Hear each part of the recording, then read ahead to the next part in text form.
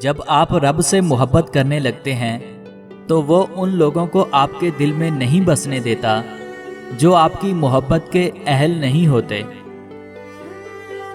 جن رشتوں کو ہم نے محبت، اپنائیت اور بڑی محنت سے سینچ سینچ کر بنایا ہو، وہی رشتے جب ہمارے دل کو، ہمارے جذبات کو تار تار کر دیں تو دکھ تو ہوتا ہے نا۔ کوئی کبھی پیچھے مڑ کر نہیں دیکھتا کہ جس کو پیچھے چھوڑ آئے ہیں وہ کیسے جی رہا ہے، اگر زندہ ہے تو کس بنا پر، اگر مر گیا تو کس وجہ سے۔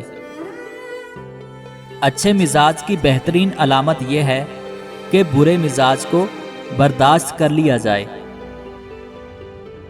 چاہے انسان اعلان کرتا پھرے یا عمر بھر اسے راز رکھے، جو بھی چیز اس کی کمزوری بن جائے مات وہ اسی کے ہاتھوں کھاتا ہے۔ اگر کوئی مجھ سے پوچھے کہ دنیا کا مشکل ترین کام کیا ہے تو میں کہوں اپنی آنکھوں میں اترنے والے آنسوؤں کو پلکوں کی باڑ سے نیچے نہ گرنے دینا اور واپس پیچھے دھکیلتے ہوئے مسکرا کر یہ کہہ دینا میں ٹھیک ہوں، ہاں میں بالکل ٹھیک ہوں۔ مرد اور عورت کے درمیان محبت صرف ایک چیز سے بڑھتی ہے اور وہ ہے عزت۔ جہاں عزت ملے وہاں محبت خود بخود ہو جاتی ہے۔ اپنا درد اپنے رب سے بانٹ لیا کرو، پھر درد جانے، دوا جانے اور خدا جانے۔